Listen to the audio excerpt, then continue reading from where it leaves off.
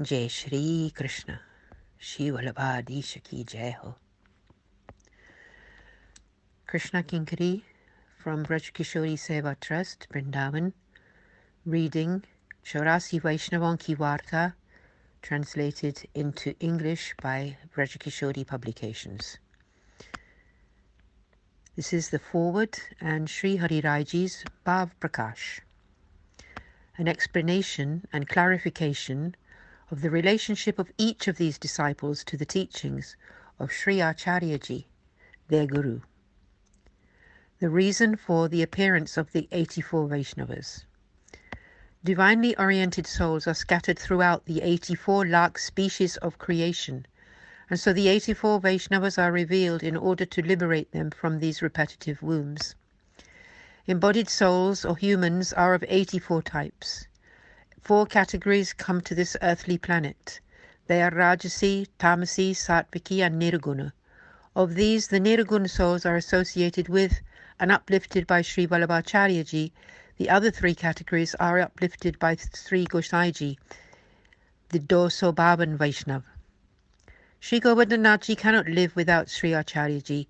Therefore he manifested his 84 most personal and totally pure Vaishnavas, one from each 1,100,000 wombs, thus uplifting all those Vaishnavas through them. The scriptures or the Shastras concerned with divine love and moods of the heart have prescribed 84 seats of love. Now these 84 Vaishnavas are the spotless representatives of all these seats, revealed in the Lord's loving pastimes. They are all definitely spiritual. It is declared that Sri Acharya ji has 12 limbs. Each of these 12 limbs contains the 6 divine qualities: Aishwarya, opulence; Virya, strength; Yasha, fame; Sri, beauty; Jnana, knowledge; and Vairagya, renunciation. And additionally, he who is the embodiment and source of all these dharmas, known as the Dharmi. So each limb has 7 features.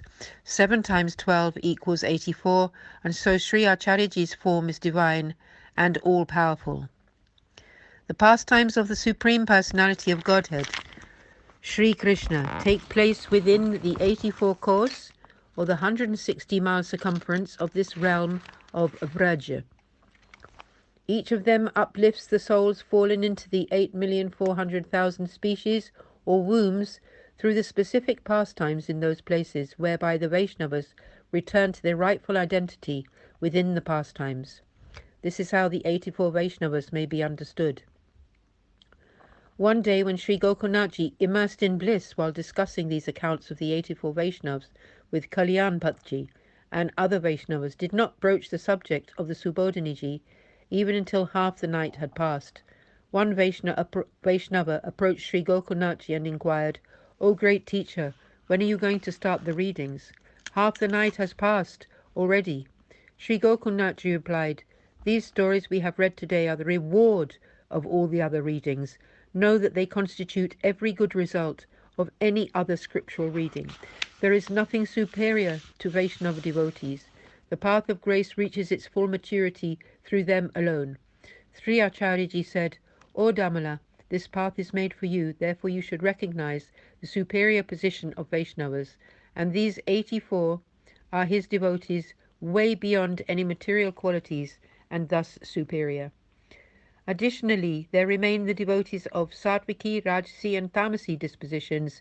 Sri Gosai ji had 84 in each of these categories, which total the 252 Vaishnavas who are his disciples. So then, know the significance of Sri Acharya ji's and Sri Gosai ji's devotee associates. Now Sri Hari Raiji reveals some of the devotional mood within the forthcoming stories to be told by Sri Gokulnathji. When Sri Acharya ji called Damodar Das Damala,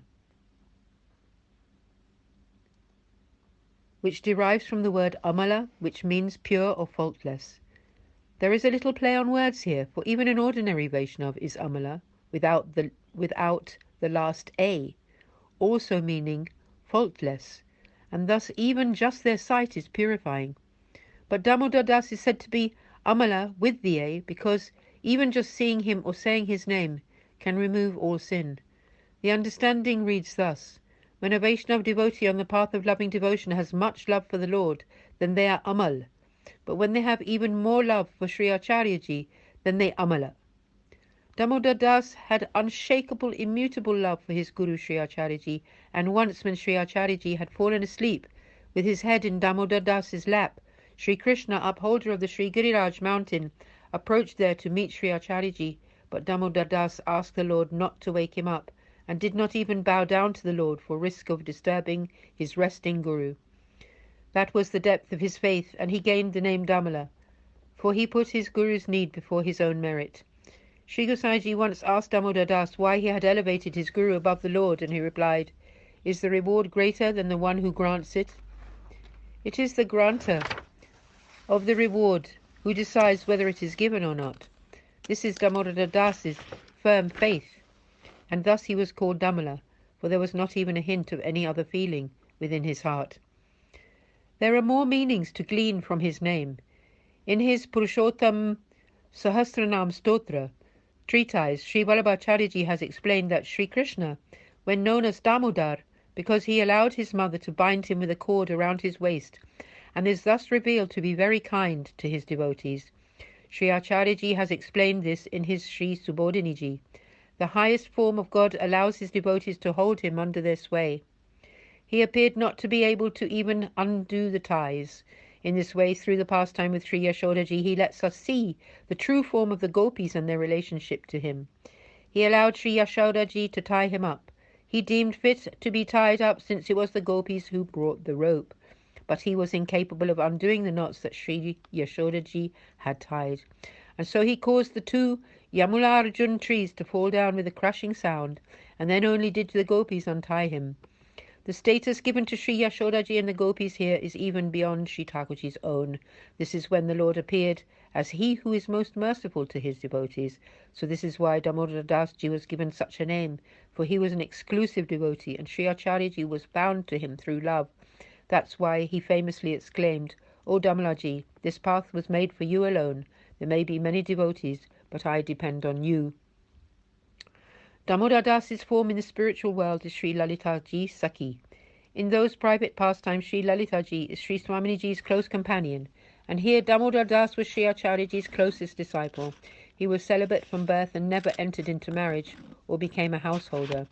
Sri Lalita-ji's form can be known within the following poem, Dispada Rag Kedaro, written by Sri Hari-Rai-ji. The Lord smiles as he drinks his evening milk. As he does so, he also chats softly and sweetly with Sri Radhika-ji, who is more dear to him than his own life breath. The bowl of nectarian milk is presented by Sri Lalita-ji's hand.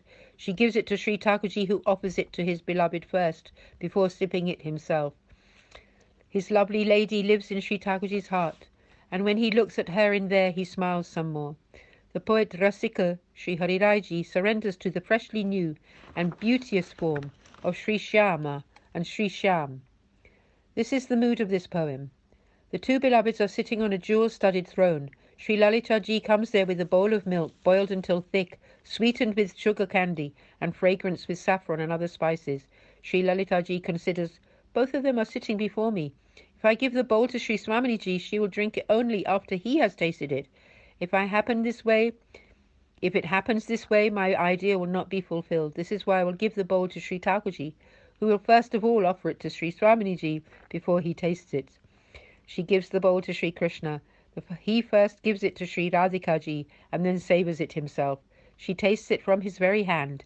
In his hand is the wish-granting jewel Chintamani, which is Sri Swamini-ji's heart, from which he enjoys it. In this way he is satisfied by the drops of milk, and he smiles with joy. Sri Hari-Rai-ji takes shelter in this fresh and new pastime of great beauty.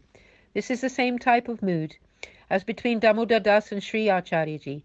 This is why Damodar Das did not have deities to serve, but only served his Guru.